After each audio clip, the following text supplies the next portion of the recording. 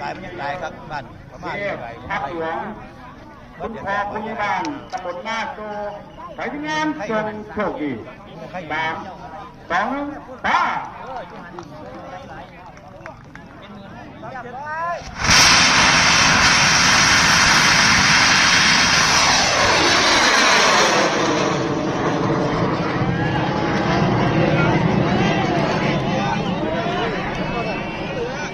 หัวลมนะครับ หัวล่มนะครับ อ่อนแอเดี๋ยวนะ อ่อนแอนะครับ ไปทางเดินก็แอนเที่ยวก็ได้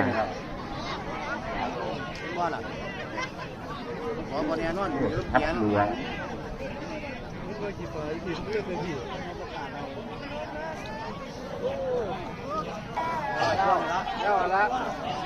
แล้วยังไปคิดน้